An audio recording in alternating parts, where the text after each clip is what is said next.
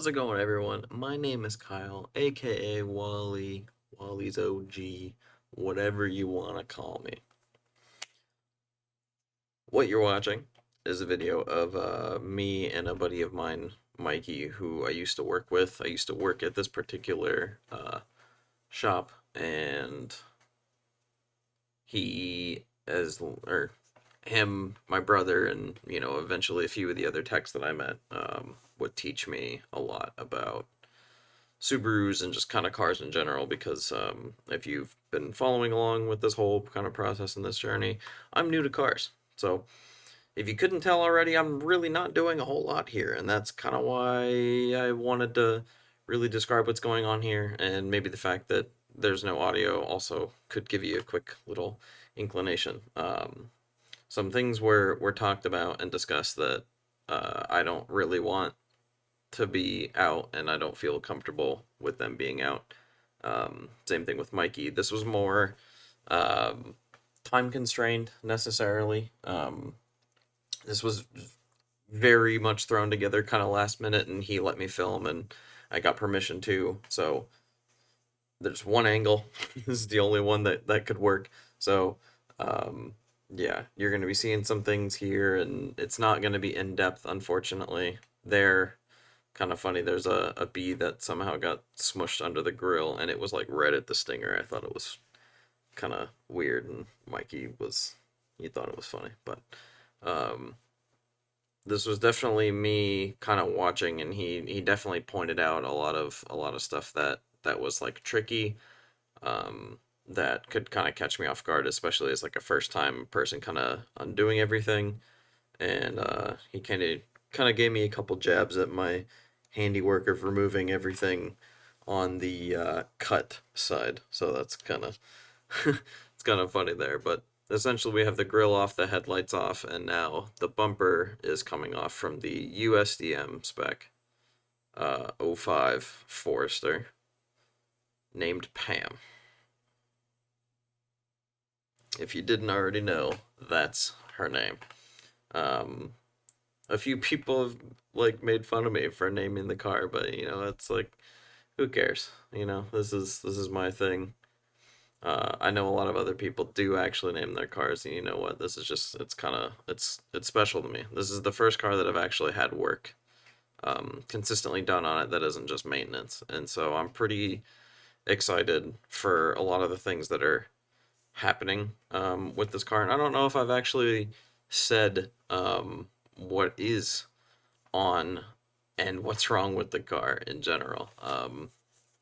There's a lot of things actually. Um, if you're gonna go performance wise, the fact that the 2 liter is in the car.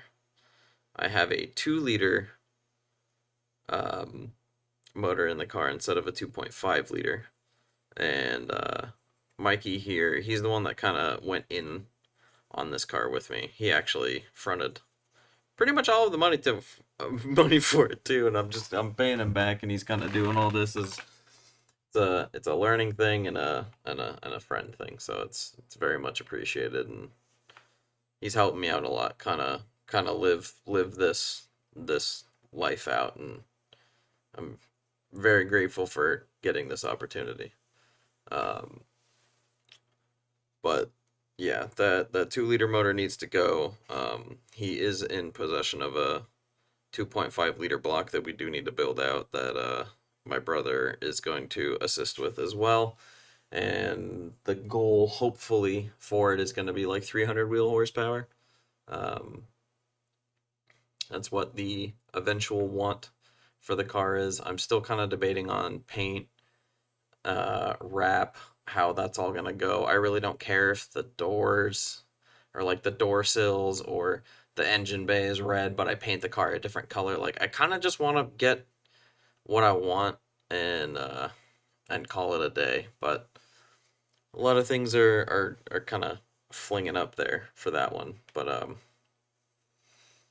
yeah, I don't know. It's kind of a weird situation to be here. I haven't actually had the opportunity to make a car look the way that I want. This was kind of another thing too, actually. now that I just saw it come up, we did have to swap the front bar for the crossport bumper. The bigger mouth has kind of like this center tooth that like extends back in towards the car more. So that second piece, I don't know if you can see it cut in the bumper bar there or in the crash bar, is actually just cut. So the USDM specs, you can actually just cut that to about there. You want to take those measurements in the video to kind of gauge, but basically it is the same exact bar, and you can just cut it and it'll work fine. But that does need to happen in order to put the crossport bumper on, and I would imagine to put the crossport STI bumper on, you'll also need to do that, as well as probably any of the other models. Here we're just trying to figure out if the fender was straight. We didn't have a panel, a gap tool. Sorry, I couldn't think of the word there for it. But we didn't have a gap tool, so we kind of just had to eyeball a lot of these things, and that's okay. It's a lot of this is coming off, if not all of it is gonna come back off again when it goes to be painted, because it's bad. It's really bad. I do want to keep all of the Japanese stuff, and get it all fixed. Which basically the whole thing that came with the front cut was the bumper, the fogs, the headlights, and those were HIDs, which was kind of, I guess you can say, one of the main features for the Crossport kit that I got. At least I know there's a few different other ones on there that either don't have HIDs or they're just they come with like a lip on them. There's a bunch of different ones you can get. It just depends on your importer or where you find it, kind of a thing. But it also came with the fenders, which I didn't realize. If you can take a kind of close peek there before I get in the way again, but if you kind of look eye line, or the same line as like my door handles, you'll see a little black spot on my fender, and that is a side marker indicator slot. And also, this is the first time I've ever had working fog lights on my Foresters.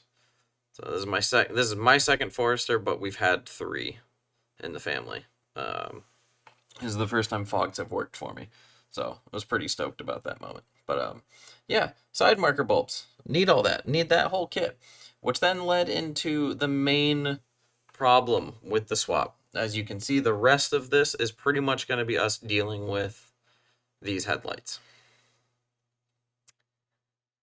It was a nightmare. So here he's describing to me that this extra wire here is actually going to the side markers there, and we just need to buy a new extension to go with the actual side marker kit, if I can find one. I haven't actually done a whole lot of research. I did like a little bit of it, but not too much yet. But the main thing is that the high beams don't work, and these headlights are also self-adjusting, and I don't have those functionalities in this car, so I would need to adapt my car to that functionality, which I do plan on doing. So I would need to get a whole new kind of harness assembly, at least maybe just at the light, and we'll go from there. I know it kind of just jumped to the finished product, but let me explain. I was very not prepared.